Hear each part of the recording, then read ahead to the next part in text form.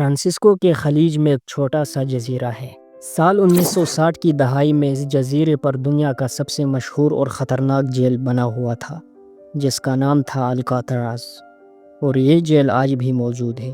یہ جیل ساحل سے 2 کلومیٹر دور جزیرے کے پتھر پر تھا، اسی لیے اسے دی راک بھی کہا جاتا تھا۔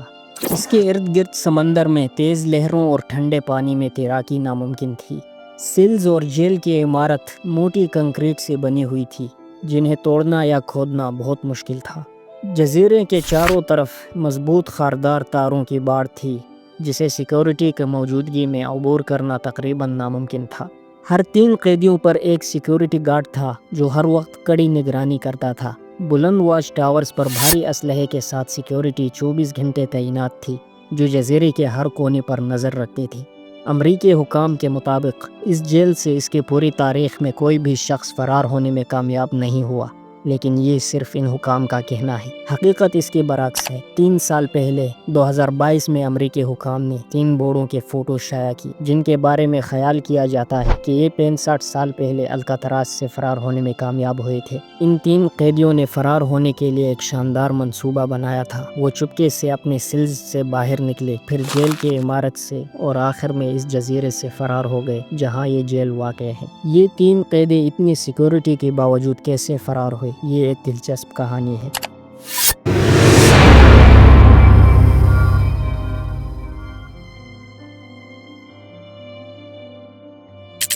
12 جون 1962 کا دن تھا۔ صبح کے وقت 7 بجے ہر قیدی کو جاگ کر اپنی سیل کے سلاخوں کے پاس کھڑا ہونا تھا، اور سیکیورٹی گارڈز اس بات کو یقینی بناتے کہ سارے قیدی اپنی سیلز میں موجود ہو۔ ہر قیدی معائنہ کرنے والے افسر سے ملاقات کرتا، لیکن ایک دن جیل کی ایک سیل میں ایک قیدی 7 بجنے کے باوجود بدستور ابھی تک کمبل سے مکمل ڈھکا ہوا اپنے بستر پر لیٹا ہوا تھا۔ گزرتے ہوئے ایک سیکیورٹی گارڈ نے اسے آواز دی، لیکن اس نے کوئی حرکت نہیں کی۔ افسر نے سوچا شاید یہ گہری نیند میں ہے، اور اس نے سیل کے اندر آ کر قیدی کے سر کو زور سے دھکا دیا تو وہ سر نیچے فرش پر گر پڑا۔ سیکیورٹی کو جلد سمجھ آ گئی کہ فرش پر پڑا سر صرف ایک کھلونا ہے۔ کمبل کے نیچے جسم کے بجائے لپٹے ہوئی چادریں اور کپڑے رکھے ہوئے تھے، اور بالکل اسی طرح کی صورتحال جیل کے حکام کو 2 اور سیلز میں بھی نظر آئی۔ اس کے بعد الارم بجایا گیا، سائرن کی آوازیں گونجی، اور فراریوں کو ڈھونڈنے کے لیے ایک ایسا آپریشن شروع ہوا جو امریکہ کے لیے بے مثال تھا۔ سب سے پہلے حکام کو یہ جاننا تھا کہ قیدی فرار کیسے ہوئے، کیونکہ یہ ایک ایسی جیل تھی جس سے فرار ہونا ناممکن سمجھا جاتا تھا۔ اس منصوبہ بندی کے ماسٹر مائنڈ 4 بندے تھے۔ پہلا فرانک موریس، دوسرا جان انگلن، تیسرا کلیرنس انگلن، یہ دونوں بھائی تھے، اور چوتھا بندہ تھا ایلن ویسٹ۔ انہوں نے فرار ہونے کی یہ منصوبہ بندی 1 سال پہلے 1961 میں شروع کی تھی۔ ایلن ویسٹ ایک چور تھا اور پہلے کئی بار مختلف جیلوں سے بھاگا تھا، اسی لیے اسے الکاتراز میں رکھا گیا تھا۔ فرانک موریس بینک لوٹنے کے کیس میں الکاتراز پہنچا تھا، اور یہ بھی پہلے کئی بار مختلف جیلوں سے بھاگا تھا۔ باقی 2 بھائی کلیرنس انگلن اور جان انگلن بھی بینک لوٹنے کے جرم میں الکاتراز پہنچے تھے۔ فرار ہونے کی یہ ساری منصوبہ بندی فرانک موریس نے کی تھی۔ موریس کا برتاؤ جیل میں باقی قیدیوں اور سیکیورٹی گارڈز کے ساتھ بہت اچھا تھا، اسی لیے اسے جیل میں ایک بہت اچھا کام دیا گیا۔ موریس کو جیل کی چھت پینٹ کرنی ہوتی تھی۔ ایک بار جب وہ چھت پینٹ کر رہا تھا، تب اپنے کام کے دوران موریس نے چھت پر ایک ایسی وینٹیلیشن گرل دیکھی جو براہ راست عمارت کی چھت تک جاتی تھی۔ تب موریس کے دماغ میں فرار کا منصوبہ آیا۔ اس بڑے منصوبے کو عملی جامہ پہنانے کے لیے ایک ٹیم کی ضرورت تھی۔ چونکہ جیل میں اس کی دوستی ایلن ویسٹ سے ہوئی تھی، تو موریس کے لیے ویسٹ ایک اچھا آپشن تھا۔ جیل میں کھانا کھاتے وقت موریس نے اپنا منصوبہ ویسٹ کے سامنے رکھا تو ویسٹ نے بھی اتفاق کر لیا۔ پھر موریس نے منصوبے کے بارے میں انگلن برادرز کو بتایا، اور وہ بھی راضی ہو گئے۔ اس جیل میں قیدیوں کے سیلز مختلف بلاکس میں تقسیم کیے گئے تھے، بلاک اے، بی، سی اور ڈی۔ ٹیم تیار تھی، لیکن مسئلہ یہ تھا کہ یہ چاروں جیل کے مختلف حصوں میں مختلف بلاکس میں تھے، اور انہیں ایک دوسرے کے قریب ہونا ضروری تھا۔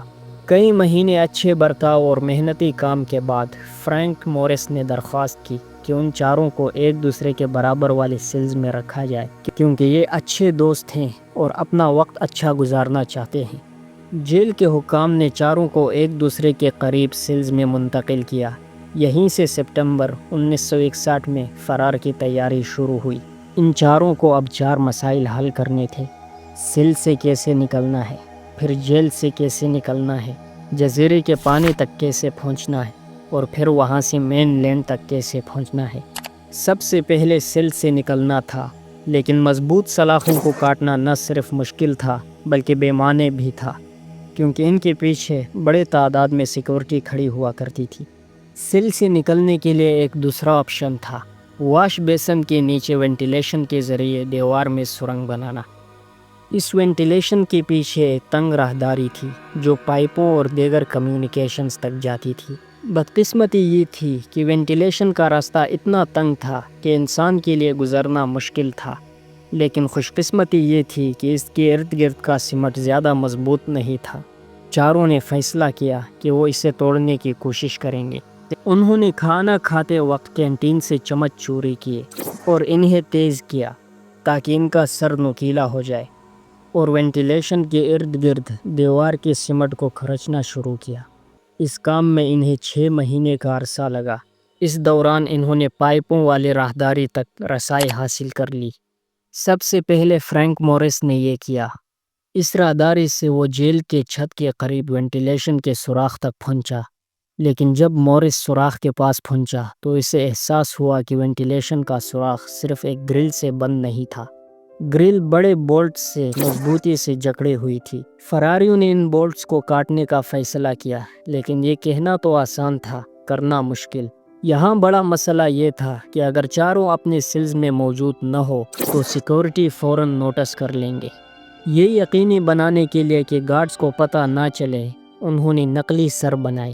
اب ان کے پاس 2 چیزوں کی کمی تھی، ان نقلی سروں کو پینٹ کرنا تھا اور ان پر بال سجانا تھا۔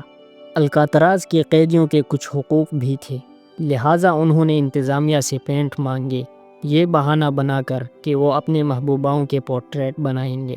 یہ رنگ انہوں نے نقلی چہروں کو رنگنے کے لیے استعمال کیا۔ کلیرنس انگلینڈ جیل کے حجام کی دکان میں کام کرتا تھا، جہاں سے اسے بال بآسانی مل گئے جنہیں فراریوں نے نقلی سروں پر چپکایا۔ قیدیوں نے تکیے کے اوپر وہ نقلی سر رکھا اور اسے چادر سے لپیٹ کر ایک کمبل سے مکمل ڈھک دیا۔ یہ ایک سوتے ہوئے انسان کی بہت حقیقت پسندانہ تصویر بن گئی۔ ایک اور مسئلہ جو فراریوں نے کامیابی سے حل کیا وہ سیل کی دیوار تھی۔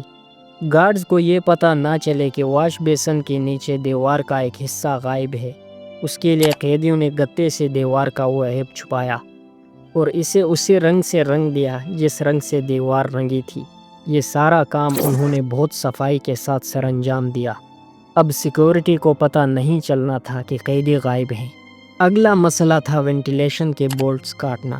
ان کے بولٹس کاٹنے کے کام کو کوئی دیکھ نہیں سکتا تھا، لیکن انہیں سنا جا سکتا تھا، کیونکہ بولٹس کو خاموشی سے کاٹنا بہت مشکل تھا، لیکن اس کا حل بھی تلاش کر لیا گیا۔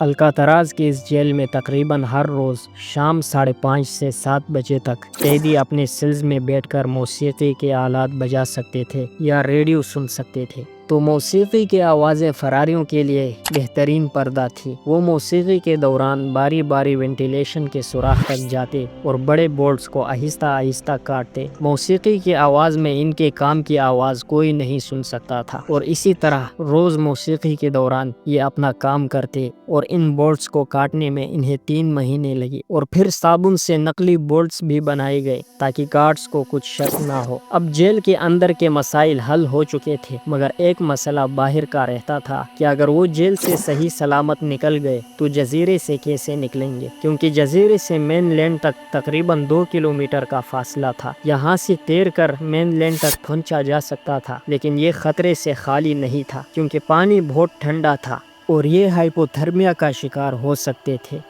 انہوں نے سان فرانسسکو خلیج کو عبور کرنے اور مین لینڈ تک پہنچنے کے لیے ایک کشتی بنانے کا منصوبہ بنایا۔ فرینک موریس اپنے سیل میں اکثر پاپولر میکینکس میگزین پڑھا کرتا تھا۔ یہاں سے اسے ایک دلچسپ مضمون ملا کہ رین کوٹ سے لائف جیکٹ کیسے بنائی جا سکتی ہے۔ یہاں یہ بات جاننا ضروری ہے کہ سان فرانسسکو خلیج کا موسم زیادہ تر وقت خراب رہتا ہے، خاص طور پر بارشوں کی وجہ سے۔ الکاتراز جیل میں رین کوٹ قیدیوں کے کپڑوں کا اہم حصہ تھی۔ یہ کوٹ مضبوط اور قابل اعتماد تھے۔ جیل کے عملے نے ان کا کوئی سخت حساب نہیں رکھا تھا، اس لیے فرار ہونے والوں نے اپنے اور دوسروں کے رین کوٹس جمع کیے تاکہ لائف جیکٹس اور ایک عارضی کشتی بنائی جا سکے۔ بہت سے قیدیوں کو فرار کے منصوبے کا علم تھا۔ جیل کے سیل ایک دوسرے کے سامنے تھے اور 6 مہینوں تک دیوار کاٹنے کا کام چھپ نہیں سکتا تھا، پھر بھی کسی قیدی نے فراریوں کی مخبری نہیں کی۔ فراریوں نے رین کوٹس سے لائف جیکٹس اور عارضی کشتی بنائی، لکڑی کے ٹکڑوں سے پیڈل بھی بنائی۔ 9 ماہ کے طیارے کے بعد ایلن ویسٹ، فرینک مورس، جان انگلن اور کلارنس انگلن فرار کے لیے تیار تھے۔ 11 جون 1962 کو رات 10 بجے الکاتراز میں لائٹس بند کر دی جاتی ہے۔ قیدیوں کے پاس فرار ہونے کے لیے 10 گھنٹوں سے بھی کم وقت تھا، کیونکہ اگلی صبح 7 بجے دوبارہ سیلز چیک ہونے تھے۔ لیکن فرار ہوتے وقت ایک قیدی بدقسمتی سے پیچھے رہ جاتا ہے۔ یہ ایلن ویسٹ تھا۔ وہ اپنے سیل میں رہتا ہے اور آج تک یہ واضح نہیں کہ وہ اپنے سیل میں کیوں رہا، لیکن خیال کیا جاتا ہے کہ اس نے دیوار پر گتے کو سیمنٹ سے زیادہ سختی سے جوڑا تھا اور جب وقت آیا تو وہ اسے ہٹا نہیں سکا، اور اگر وہ اسے توڑتا تو شور شرابے سے جیل کے حکام کو خبر ہو جاتی۔ فراریوں کی تعداد 3 رہ جاتی ہے: فرینک مورس، جان انگلن اور کلیرنس انگلن۔ وہ اپنے سیلز سے نکلتے ہیں، چھت کے قریب وینٹیلیشن کے سوراخ تک پہنچتے ہیں اور پہلے سے کاٹے ہوئے بھاری گرل کو چھت پر دھکیل دیتے ہیں۔ کئی قیدی گواہوں کے مطابق جو اس وقت الکاتراز میں سزا کاٹ رہے تھے، اس رات انہوں نے چھت پر کسی بھاری چیز کی گرنے کی آواز سنی۔ جب آواز آئی تو اس وقت جیل کے اندر موجود تمام قیدیوں نے جان بوجھ کر شور مچایا تاکہ گارڈز کا دھیان چھت پر نہ جائے اور تینوں جو فرار ہونے کی کوشش کر رہے ہیں آسانی سے فرار ہو سکے۔ چھت سے وہ ایک دوسرے پائپ کے ذریعے نیچے اترتے ہیں اور پھر جزیرے کے 15 فٹ دیوار پر چڑھ جاتے ہیں اور محفوظ طریقے سے پار کر جاتے ہیں۔ تینوں جزیرے کے ساحل پر پہنچتے ہیں۔ اب یہاں سے ان کو فرانسسکو کے مین لینڈ تک پہنچنا ہوتا ہے۔ یہاں وہ لائف جیکٹس اور اس عارضی تیرنے والی کشتی میں ہوا بھرتے ہیں، پھر اسے سمندر میں اتار کر فرانسسکو کے سرزمین کی طرف بڑھنے لگے۔ ادھر الکاتراز میں صبح کیا ہوا آپ پہلے ہی جان چکے ہیں۔ حیران شدہ آفیسر نے سیٹی بجائی اور سائرن کی آوازیں گونجنے لگی۔ اس تمام ماجرے کے بعد FBI اس کیس کو سنبھالتی ہے۔ وہ اپنے ساتھ ان فراریوں کو تلاش کرنے کے لیے کوسٹ گارڈز اور قریبی تمام پولیس اسٹیشنز کو شامل کرتی ہے۔ FBI ایلن ویسٹ سے فرار کی تفصیلات جان چکی تھی۔ پولیس اور تفتیش کاروں نے جزیرے کے ہر کونے کی چھان بین کی، لیکن وہ تینوں کہیں بھی نظر نہیں آئے۔ اب سب سے بڑا سوال یہ تھا کہ یہ تینوں اس رات کہاں غائب ہوئے۔ واقعے کے 3 دن بعد بھی کسی کو کوئی سراغ نہیں ملا، اور پھر چوتھے دن پولیس کئی شواہد ڈھونڈتی ہے۔ الکاتراز سے تقریباً 1 کلومیٹر دور پانی میں ایک پیکٹ ملا جس میں تصاویر اور کچھ خطوط تھے جو انگلن برادرز کے تھے۔ قریب ہی اینجل آئی لینڈ کے پاس ایک پیڈل ملتا ہے جو فراریوں کے ورکشاپ میں چھوڑے گئے دوسرے پیڈل جیسا تھا۔ کئی دنوں بعد الکاتراز سے کافی فاصلے پر ساحل سمندر پر ایک لائف جیکٹ ملتی ہے جو ان کے چوتھے ساتھی ایلن ویسٹ کے پاس رہ جانے والی جیکٹ سے مشابہت رکھتا تھا۔ پولیس فراریوں کے تمام رشتہ داروں اور قریبی دوستوں کے گھروں پر جاتی ہے۔ سب یہی کہتے ہیں کہ انہوں نے قیدیوں کو نہیں دیکھا اور نہ ہی ان سے کوئی پیغام موصول ہوا۔ انگلن برادرز کے ماں نے پولیس کو بتایا کہ اس نے بھی اپنے بیٹوں کو نہیں دیکھا۔ فراریوں کے رشتہ داروں کے 20 سال تک نگرانی کی جاتی ہے، لیکن اس دوران تفتیش کاروں کو تینوں فراریوں میں سے کسی کا سراغ نہیں ملتا۔ 1989 میں FBI نے تھک ہار کر الکاتراز سے فرار کا کیس بند کر دیا، اور یوں یہ تینوں ایک مسٹری بن کر رہ گئے۔ Subscribe Kohistani documentaries.